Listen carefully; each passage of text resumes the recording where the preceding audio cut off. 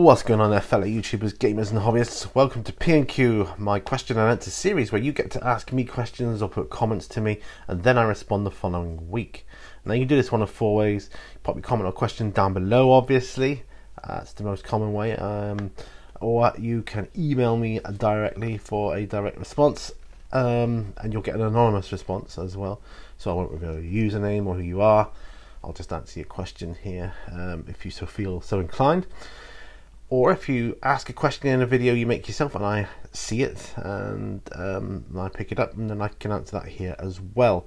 Or lastly, if you see me in person, you can ask me a question there and of course I'll answer you if you ask me a question, if I can of course. But if I remember, I'll answer that here as well. And I don't foresee I'll have too many of those in the course of my YouTubing career. But anyway, it leads nicely on to my email. So I'll start with that because I've got one email this week and I've got 4 video questions and then the rest are comments or questions that were left on last week's video. So, excuse me, starting with the email then, but before we do, you may have noticed the surroundings have changed somewhat. That's because I'm in the process of moving the studio around and at the moment I'm my painting desk is located here. So I set up camera and stuff here so I can do it. Majority of talking, rambling videos will at the moment be here, but that's not to say it'll definitely stay that way, but at the moment they're here. So let's get on with the email. Now I don't bother reading out the entire email these days. I'll just get to the question that's contained within it, and it says, would you consider traveling for your channel, i.e. content, meeting people, etc.? And where would you like to go and who would you like to meet? Well, it goes without saying, I would like to meet you all. But to go back to the beginning of the question, would I consider traveling for my channel? Yes, absolutely. In fact, I probably will be doing some traveling. Definitely UK, and who knows, maybe internationally as well. I'd love to get across to the States again and sometime and meet up with my American YouTube buddies, or some of them, or one of them, or any of them. You know, it's just it would be really good to be able to do that one day. Who knows the future, right? But of course, I would like to meet you all, but whether that's going to be conventions and things like that, you know, I probably will go to a convention or two next year. Who knows? Probably. Who could say? But yeah, so I hope that answers your question. Okay, so we're on to the video questions now, starting with Kuja and Kiwi from Hyra Hobby Sunday. Kuja asks, in sandwiches, what is your favourite filling?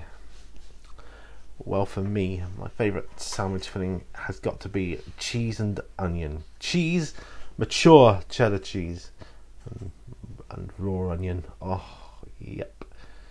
Yes, that is my favourite sandwich filling. My second favourite sandwich filling is just plain roast chicken. Well, mayonnaise, roast chicken and pepper. See, I'm quite boring really, but those are my favourite sandwich fillings, 2 of my favourite ones. Kiwi asks, she's asking about League of Legends, but I don't play it. She also says, what is your favourite online game to play and what class? I don't play any online games, I'm afraid. Not these days. I don't play any computer games. I rarely even play computer chess these days. But I used to play, what was the online game I used to love? EVE Online. That was the last big online game I ever played. The one that's set in space. It's a bit like a more complicated version of Elite, if you remember that. No, it's just a basic trader in that. I wasn't into the mining aspect. But yeah, so you know, I just don't have the time to play computer games these days. I wish I had more time though to do that.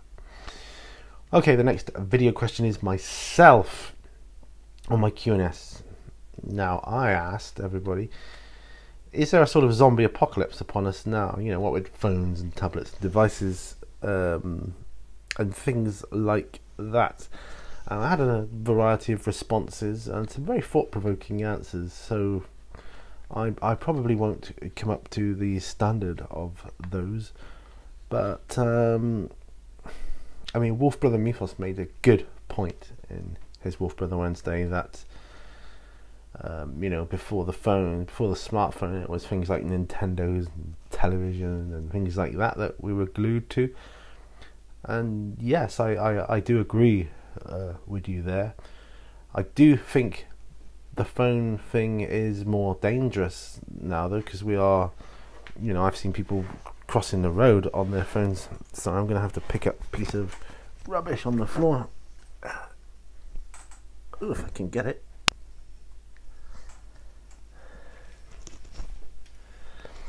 Don't know what that was, a bit of cardboard. It just bothered me. So I've got a carpet here in front of me. Anyway, go back to my question. Yes, I do think it's more dangerous now. I think there is... I think it scares me how... I mean, technology, don't get me wrong, technology is great and all that to a degree. And the ease at which it can make, you know, it can make your daily lives that much easier, and that's brilliant. But it's kind of, it looks to me like it's kind of taking over and giving us a kind of, forcing a kind of dependence upon it. I mean, case in point, someone I know, child of theirs, teenager, typical teenager, went off on a complete tantrum because a phone stopped working. It was off for about 10 minutes, maybe a quarter of an hour. Throw a complete hissy fit. Absolutely went off the rails. And that's what got me thinking. I thought, what is going on? You know, what is that? It's just a phone. What's the deal? I think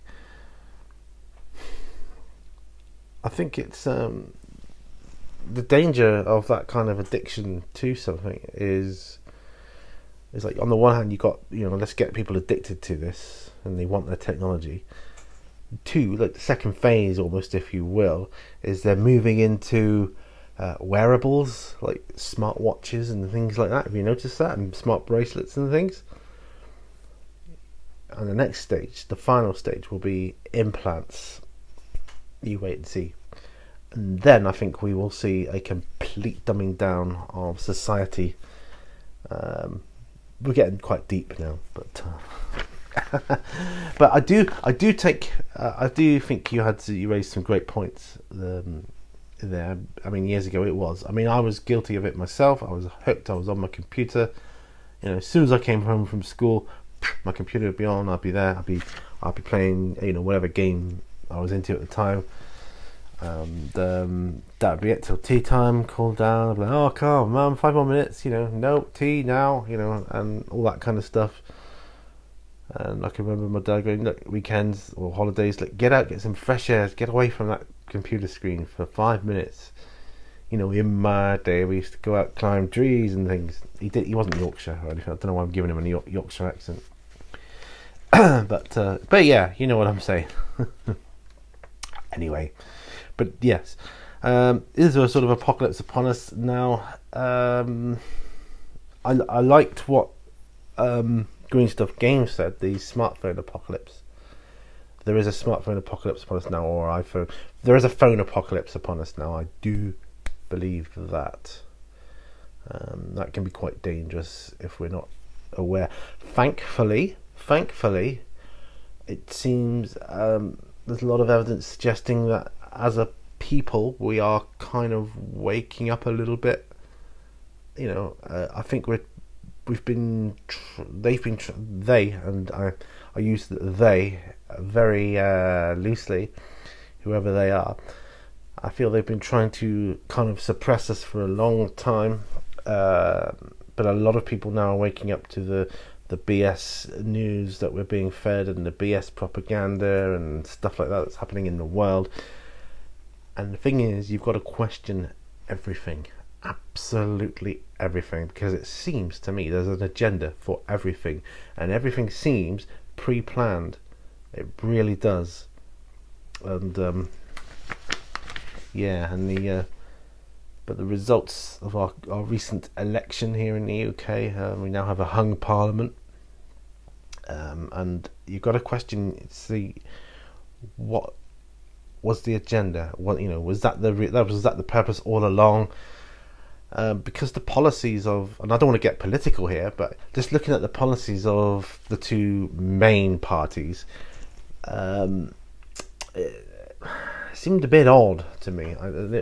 It was like, it's not the usual way they normally do things. I know it was called early, that kind of thing, so they didn't really have a chance to get a decent campaign going and so on and so forth. But yeah, I think when I personally went to vote, and I'm not going to say who I voted for here because I'm not a political channel, but I was surprised to see the number of people, whereas in previous elections, even local elections, but even previous general elections here in the UK, I used to go up at varying times of day to vote in different polling stations, and there was never that many people there, to be honest. But yesterday there were loads of people, queues to get in, queues to check your details, and queues to go to the section where the little cubicle where you go to, there was a lot of people voting, and I think a lot of people wanted to get their point across, what they believe in. And I think probably the hung parliament, it was one of those, it's one of those things that I don't think people saw coming. I think they were gonna have either a Conservative or a Labour victory, and it's become a hung parliament. So that's kind of interesting. It says to me people are waking up and questioning things, going, hang on a minute, let's just think before we do anything here. And but yeah, that's that's just how I perceive it. So that's a purely subjective viewpoint on my part. But I've digressed right off topic here. I'm talking about these things here. And when I don't know, I suppose perhaps zombie apocalypse was a kind of tongue-in-cheek term, but the addiction is real. Next time you're watching a film as a family, any of you, and one of you says, "Carl, can we just pause at a moment? I need to go to the toilet, or I need to get something, or I'm just going to make a cup of tea." You won't go out of the room. 10 seconds, you come back in, and everyone will be like, and then you come in when you're ready, and you go, "Right, you ready then?" You go, "Hang on just a sec." "Right, okay, proceed." I bet you that's what happens. You go out that room, you come back in, everyone will be on their phones or tablets or devices or whatever. I guarantee it. Anyway, enough about that. Let's move on. I have a video question here from Green Stuff Games on the VQ&A series, which is the video question and answer series. So questions that Josie's picked up from other people's videos. So that's quite cool. A nice idea. I like that. Okay, and the question is, do you think Kickstarters can be detrimental to your local gaming store, or are they more for people who would buy online anyway? And I'm not sure. I personally have never done a Kickstarter or backed one. That said, I buy more online than I do in person. But do I think they can be detrimental? I'm going to say I don't think so. I don't think so, but then again, I don't know, because I don't know enough about the market really on that respect. I am very old school. I prefer to wait for something. I like it to be out, then I'll get it. Take a TV series or whatever on DVD or Blu-ray or whatever you watch it on, or stream or whatever. I prefer to wait till the series is out, it's all finished and done, and then I'll get the box set. Then I can watch it without any interruptions, or gaps in production. For instance, I'm really enjoying CSI at the moment because I know, it's there until they finish making it, and it's not going to be like, here's a cliffhanger till next season, which will be in a year's time. None of that. So although I watch older things, but the same thing for me rolls over into games and the hobby. I prefer something like, take Zombicide for instance. I love Zombicide. I absolutely adore it. It's a brilliant game. I love the game and the game system. And that was one of the first cooperative games I ever played. And I love that idea, and I just love the game mechanics. I saw it come out on Kickstarter. I thought that looks interesting, but I want to wait until it's out. I waited and I waited and I waited, and once it was out, it hit the streets, and then you could buy it in any but several shops in my town centre. I ordered it, but I ordered it online. My bad, but that's how I prefer to do things. I don't think it is detrimental to the local gaming store, because I think I'm in a minority when it comes to things like that. I think people either tend to buy from store or buy online. Now, I do buy most of my stuff online. That's because it's difficult for me to get into store a lot of the time. For instance, I could wake up and I might be in a bit of pain, and I can't move and I can't walk, and I think, well, going into the city centre is not going to be the best idea for me now, but I really want this game. I'll order it online. I can do that. I can do that from the comfort of my own bed, and I can just order it online, and then it arrives, and here we go. So, I think it's just another option. Kickstarter, I mean, I've heard various views on Kickstarters, good and bad. I get why companies do it, and I don't get why other companies do it, because they're well established. I always thought the idea was for kind of new and up and coming businesses to back their products, because they didn't have the capital to do it initially, and so to save them from financial ruin, which is a great idea, but I do think it's kind of a little bit abused nowadays by certain companies that continue to do that. Anyway, moving on. The next video question I have is from Wolf Brother Wednesday and Mythos. Oh, this is a good question. He says, have you ever been into role-playing? And I think you know that I have, obviously. And if so, what are some of your favourite characters? And tell me a little bit about them. Well, what a fantastic question that is.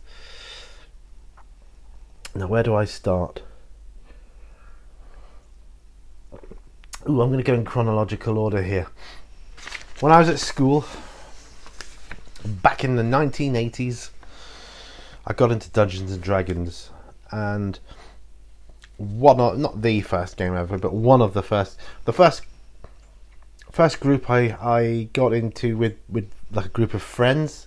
There was 4 of us. We were a solid group, and I don't know if you know the stories, the books, Sword of Shannara by Terry Brooks. Well, our dungeon master, he was called Mark.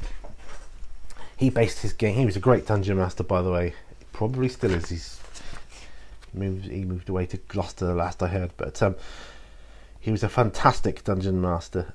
He knew the rules inside out, and it was great at making the game flow and taking on the all the different aspects of the characters, and he was just brilliant. But he created a campaign, or it turned into a campaign. It was just to get one game initially, based on the Sword of Shannara and certain characters from that book.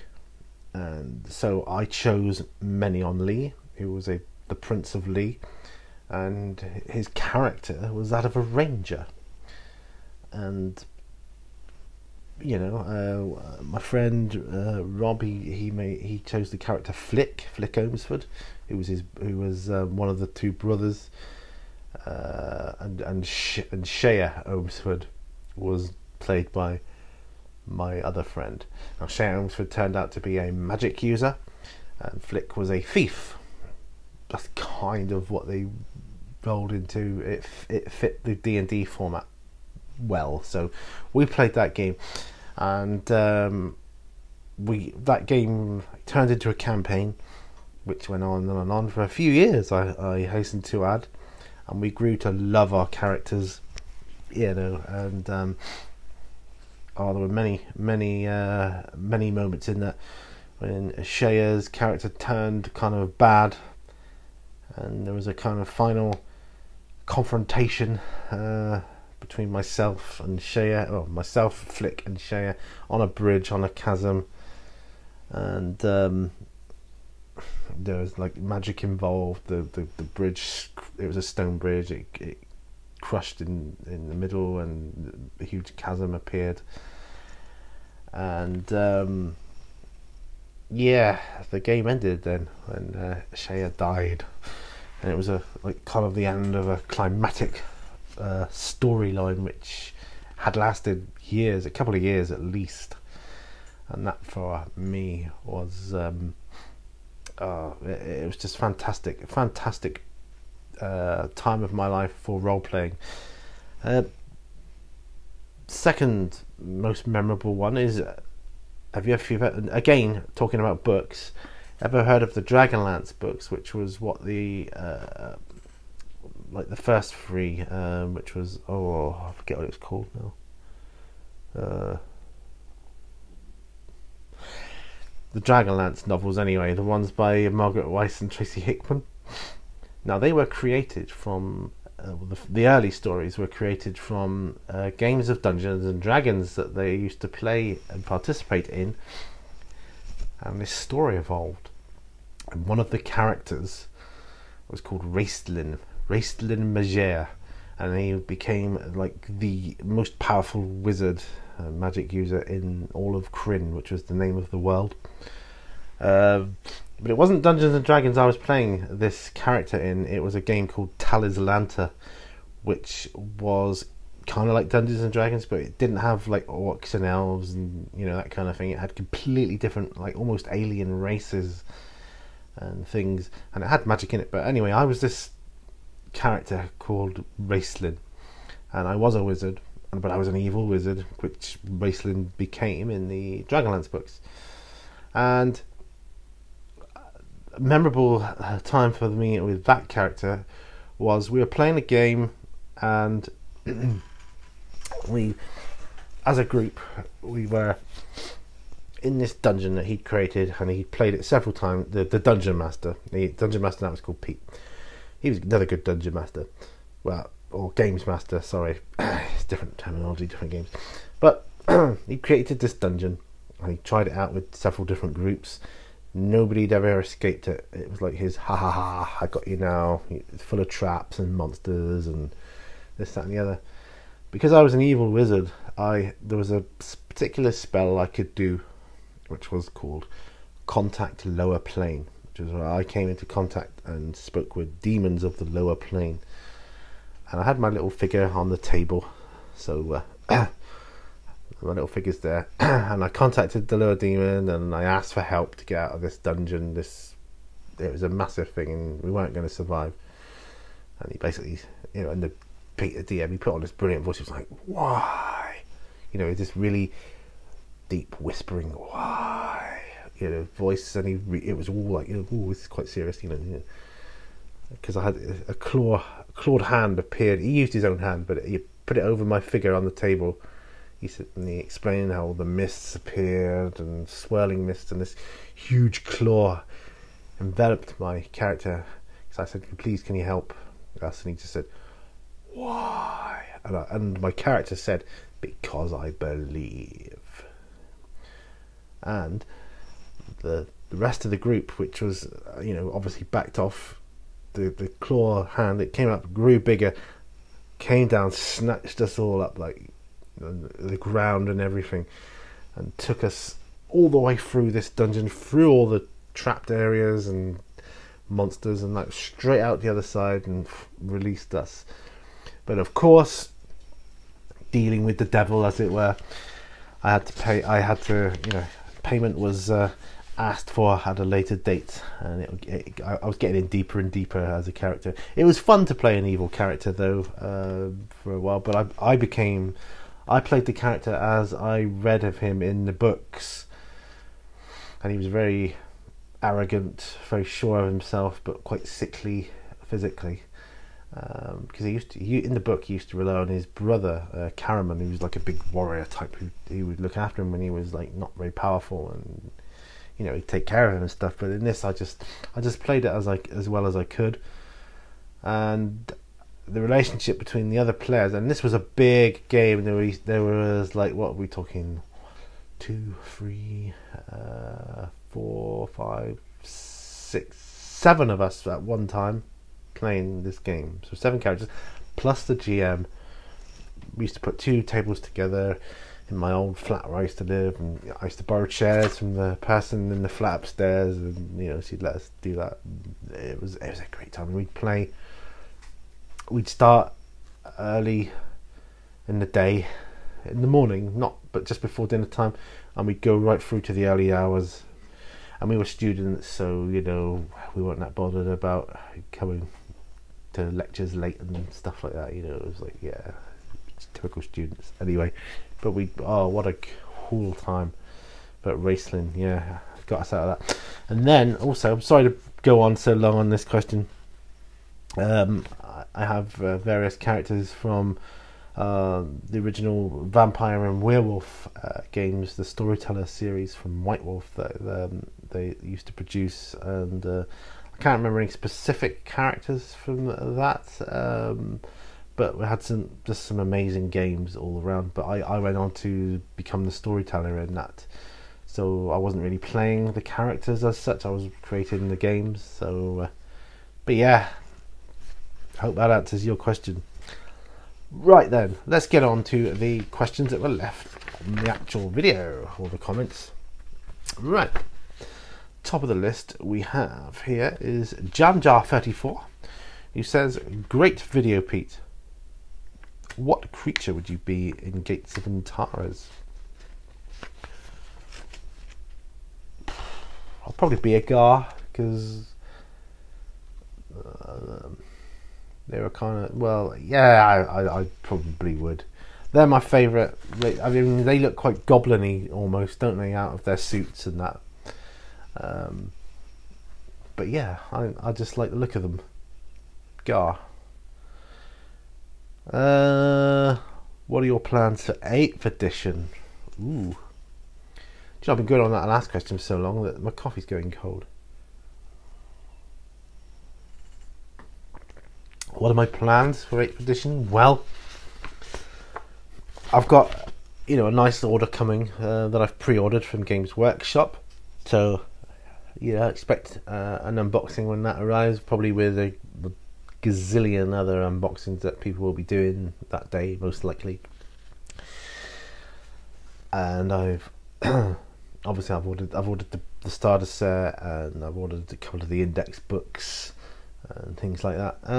My plans for it are to go for it from scratch with my audience, and kind of learn it together. And I'll do it on the tabletop, on the gaming table, and I'll set up like a couple of small low power point armies, and we'll just run through, I don't know, like melee and shooting, the different movement things, just so I can get a feel of it, and the new tactical cards. And sorry, that's my phone. I'm not going to go and answer it though. No, I'm not. But yes, I'm going to run through. I'm going to run through the rules. Hopefully, not as a, like I'm some kind of expert or anything. No, I'll be like, we're all beginners now. We're all noobs, as it were. So everyone's on the same playing field. So I'll be just going through it, seeing what I make of it, and then run through a couple of scenarios, a couple of games, situations, and then hopefully get some people round, and then, perhaps video some games. Who knows? But that's my plans anyway. Oh, and also to get into Eldar, because I've been reading the Gathering Storm books. I'm on the Rise of the Primarch now, and I don't know. It's given me a love of Eldar, basically. I like the second book more than anything. But, yeah, and finding out about, the Eldar and the Harlequins, and I don't know, just something that never appealed to me before, but now it does. So the time is right. Eldar Army. Drake's War Channel says, thanks for the response. I know you're right. It is just a game and should be considered impartial. You were talking about... I can't even remember now. It was when you were getting stuff printed at your local print shop, I believe, and people there were under the impression you were some kind of warmonger or something like that. It's cheering to find others with similar experiences. Yes, the music you played was exceptional. I'm impressed. I'm curious. I am curious. How often do Brits watch American TV shows like Chicago PD or Bosch? I'm guessing never. I've never heard of them. Never heard of any of them. But then I don't watch English TV shows unless it's a box set, because I don't have a TV package. I don't have TV. I don't even have Freeview. What I watch is I buy box sets. Obviously, as a family, we get box sets, and every night of the week, for instance, Mondays is Star Trek, so we always watch Star Trek on a Monday evening. Tuesdays we watch Game of Thrones. Wednesdays we watch CSI, the original CSI. Thursdays we used to watch CSI New York. That's now changed temporarily to Fear the Walking Dead, I believe. Fridays we watch Sherlock. On weekends we watch movies. We do not watch TV because we cannot watch TV. We even got rid of our Freeview box. I still got to pay a TV license though, which sucks. But yeah, I watch more YouTube than anything else. But yeah. Anyway, also Pete, do you like to watch any British cop shows? I really liked MI5 when it was on. British cop shows. Well, I've mentioned CSI as the American one. I used to watch Frost, which was cool. That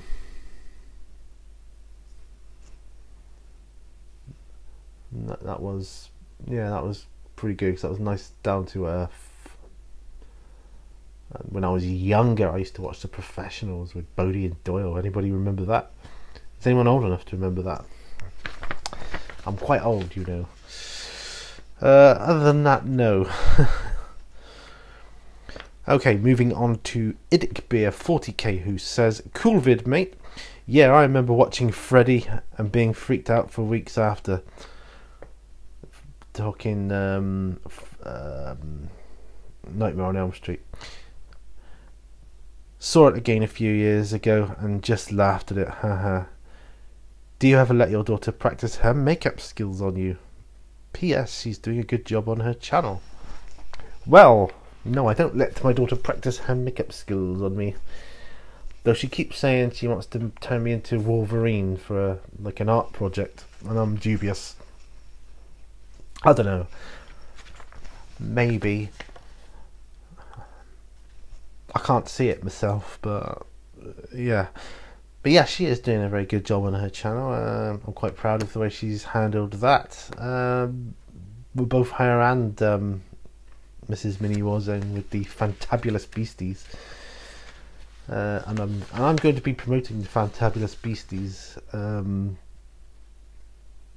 at some point in the near future. The links to both my daughter's channel, which is EFG, and Fantabulous Species, will be in the video description below. But yes, she is doing a good job on her channel. It's better now. She's got her own setup, and she's got her camera sorted and her desk area, and she's gradually getting there, and that's good because it gives her confidence and useful skills to have, I think. But yeah, thank you very much. Gonna have some more of this coffee before it goes stone cold.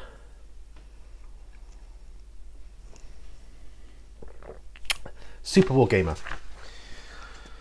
says, if you had a Tyrannid Ripper as a pet and could train it to do 3 things, what 3 things would you train it to do and why?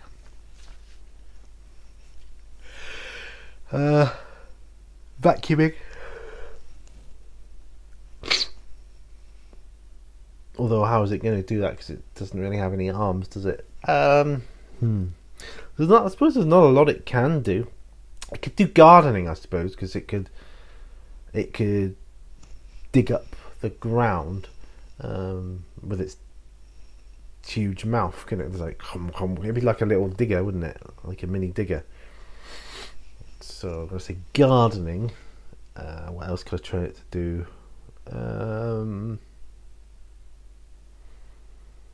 The shopping. Because what I could do is I could make a little harness for it, or like a sort of almost like a cart on wheels, or just a little trailer, and I just write a shopping list, put it in its mouth, send it to the shop, and they put it in, with the money obviously, and they put it in, and then it could come back with the shopping without eating it. So that's another thing. What else could I train it to do? Be a general guard ripper, guarding my house, guarding the perimeter, just going around keeping watch, make sure no intruders come in. Yes. Says LMAO man, I love your P&Q, lol. All hell the hula hoop, lol. Well, hula hoop. I should have used your hula hoop tip. I didn't. Because if I ever have hula hoops, I eat them. My avatar is slightly wonky, slightly offline, which probably wouldn't have been had I had a hula hoop under it. But that's okay. That's cool because it's just another. It doesn't look bad. I don't think it's the way it is. And I've just started to paint it, so although I'm looking online, see, for some paints, I'm trying to do that like ectoplasm energy thing that's swirling around. So I'm looking for airbrush paint specifically. I have some, but limited in the colours. Yeah, and it's true I could use non-airbrush paint for that and thin them down, but I don't like doing that because they do clog up easier, I think, because of the pigmentation. Anyway, moving on. Frost and Fist says, rocking episode, Pete. I really enjoyed this one. Very cool answers, talking about your music. Take care, my awesome friend. Thank you very, very much. Talking to the devil. Fantabulous Beasties. That's another message. Fantabulous Beasties says, great video, and thank you for the shout out, lol. And I did reply, more than welcome. Proper one to come later, and there will be. So last but not least, is Cruon's Lasilicus, who says, nice P&Q, Pete. What's your secret to your hobby motivation? Well,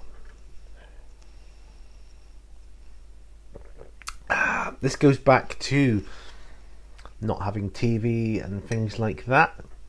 The secret to my hobby motivation is, I talked about people waking up and becoming aware of all the BS that's out there, the fake news, the fake propaganda, and questioning everything. Well, I class myself as someone who's awake, and because I step away from what's considered the real world, although that's another question in itself, I'm away from all that because I don't want to hear the crap, and so I'm kind of isolated in my perfect bubble of Pete. and all I've got to worry about really is what's going on here right now. So even now, the outside world doesn't exist. When I'm in here, the outside world doesn't exist. The only thing that exists when I'm in here is this immediate vicinity. So the studio I had built, I suppose, is what helps keep my hobby motivation.